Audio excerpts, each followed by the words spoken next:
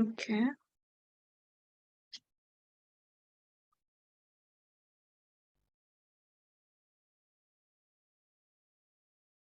Okay. So I was assigned order and review. And here is the feature.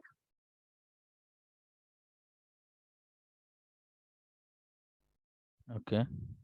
So what would you like to see? Story first, because I wrote the Ye- stories first and then Yeah, I I copied want and to. I paste. want. Mm, Yeah, I want to see the user stories. okay.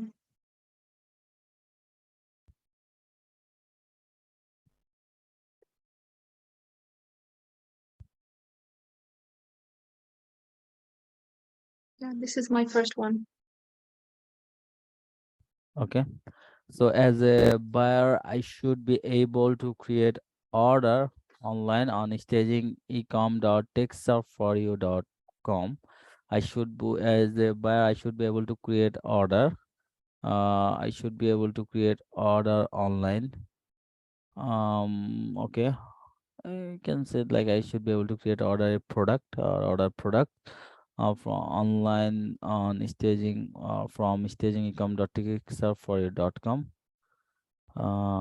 Okay.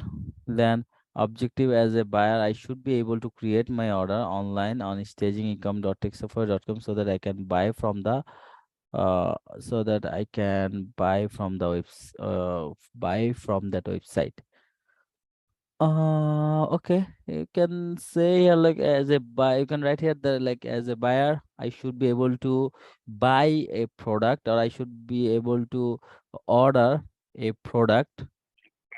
Mm-hmm. Um, as you mentioned also from staging the ecom, it's you don't need to mention like staging ecom because like you are working on the staging, but when it will be deployed into the production, then your team will be asked, okay, so should I have to create should I have to order from the staging or the production? So you don't need to mention this one because this one is for the or like whole platform, if it So is should I staging just or the say production. e-commerce?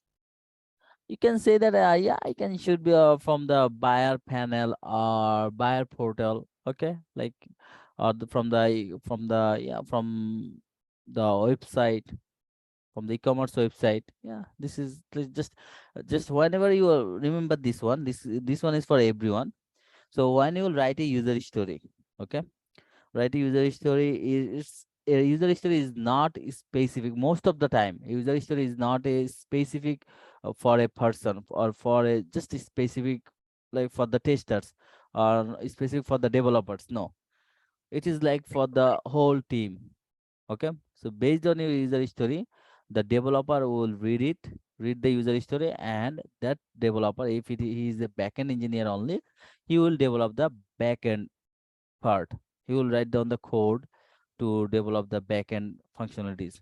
Okay, the your front end developer, you will or that developer will read your user story and all the description, all the things. Based on this, that person will develop the front end part.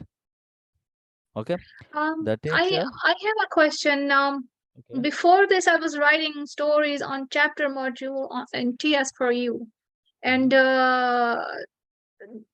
that was a different way of writing than here, like how we have all the API information from Swagger here.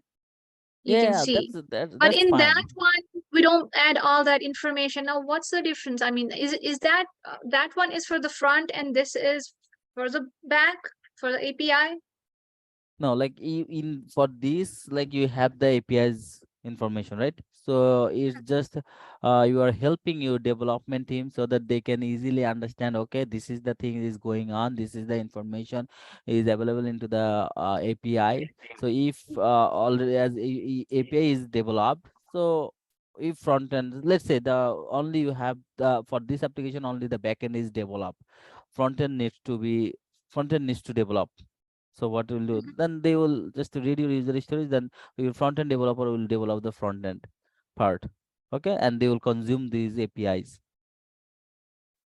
Okay. Right, but in this, I wasn't able to add all that information here. I wasn't able to apply it in Swagger. Like I tried that how much was the total for my shopping and how many items I bought. I wasn't able to provide all that information here just by applying it in the Swagger.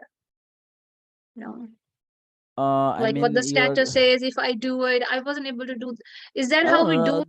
uh, like that part is like if you want to show that okay, I am just giving these information, I am giving the product name, I am giving the product count, quantity, price, then I'm clicking the execute on this, then I'm getting this response, then I'm getting the status code. No, that part is actually basically on the testing part. Okay, the execution part, you don't need to show the execution. Okay, you are just Okay, giving the information, you are putting the information so that whoever will read your user story, they can easily understand. Okay, this is the thing, this is the title, this is the objective, this is the prerequisite I need to follow before I execute or before I understand this, and these are the acceptance criteria, and here also the API's information. I Okay, see. you don't Okay, need to show them, you don't need to put the execution part here. Okay, they will execute, okay.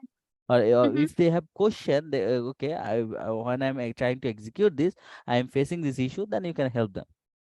Okay. Got it. Okay. Okay, Um, so yeah, okay, go up. So I have the acceptance criteria here. If I open the e-commerce and then you can see like how I followed and how I follow. What would you Okay, say? I mean, yeah, can you go just up a little bit, just to go up more, scroll up. Okay, so let me go from the prerequisite also.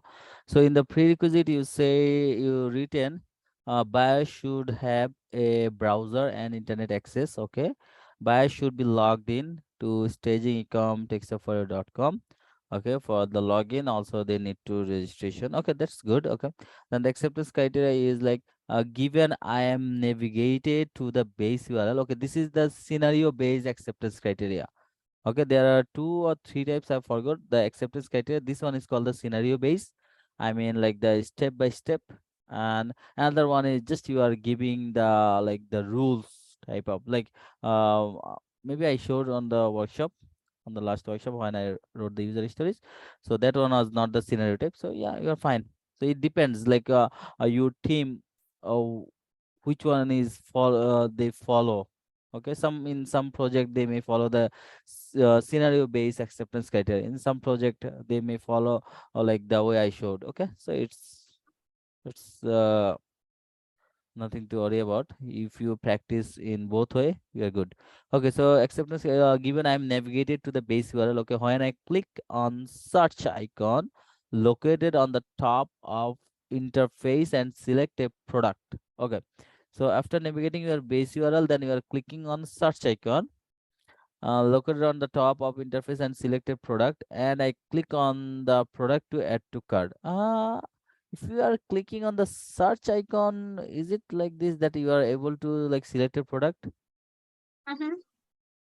No, I mean, to search first and then reach my product, whatever I'm trying to buy.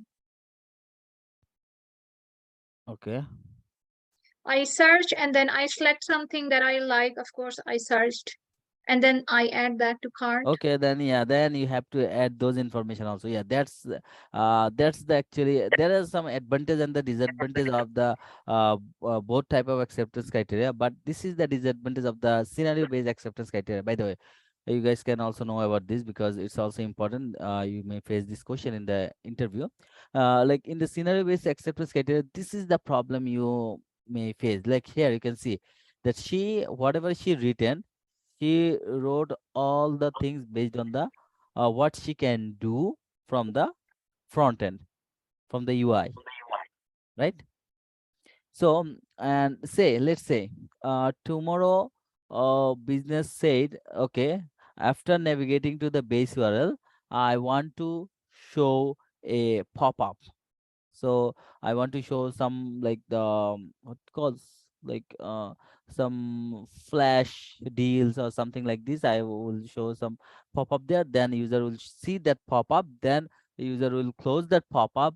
After that they will be able to do whatever they want, like if they want to buy a product, blah blah blah, whatever they want. So see, So now she has to also change here into the acceptance criteria, right? Like